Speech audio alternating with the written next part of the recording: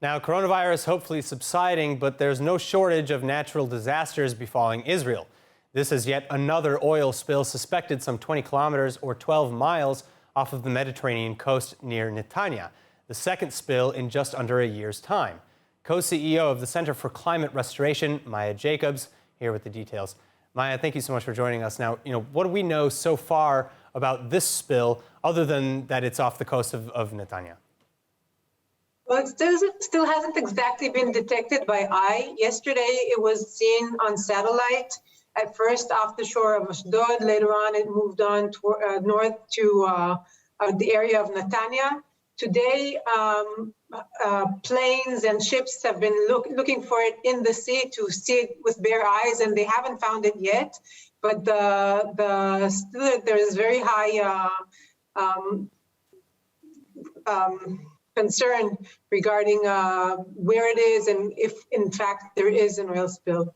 So that's it. I mean, you're telling me now that it's maybe unconfirmed that the spill even exists. There's high alert.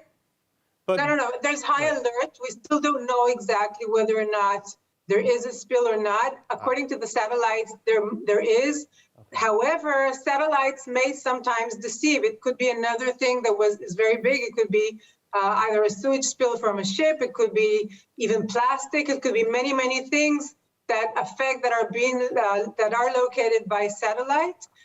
For us, first of all, it's a big warning because Israel is still not prepared to deal with offshore emergencies and oil spills. And despite the fact that a whole year has passed since the big ecological disaster that happened in our beaches, nothing really has changed. The only thing that has changed, actually, is this satellite detection that now we have a connection with the satellites from Europe, and that's how we knew about this spill that we're looking for now in the sea, but it still hasn't hit the shore, and it hasn't been detected with the search parties that are looking for it out in sea.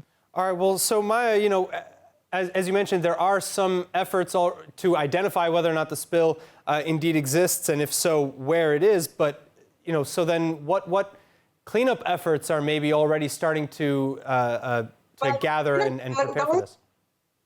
There aren't any cleanup efforts yet, because first we need to detect it. In terms of preparations, like who is preparing for this? Because I understand the IDF is assisting. The Ministry of Environmental Protection has opened headquarters, and they have staff there from the Navy and from the Air Force and from many, many civil organizations and from all the municipalities. Everybody's on alert. Everybody is very well prepared after last year in the sense of being alert and knowing what to do. But as I said, we still don't have a lot to protect the sea. We don't have a lot of equipment that we need to have, which we're supposed to have.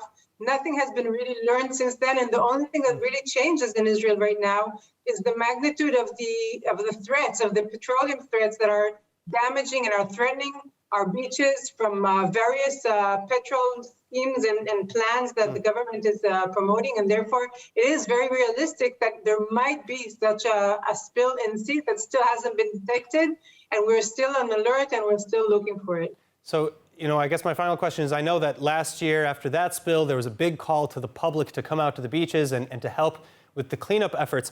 Is there anything thus far that the public can do?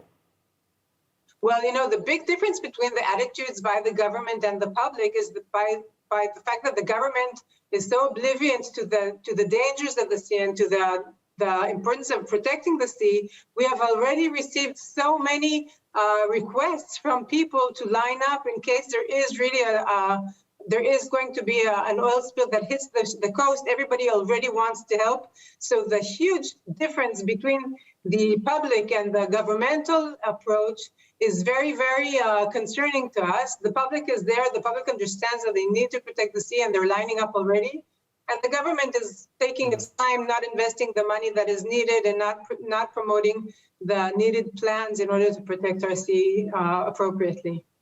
All right. Well, of course, we're all crossing our fingers for the best case scenario that this is just a big mistake.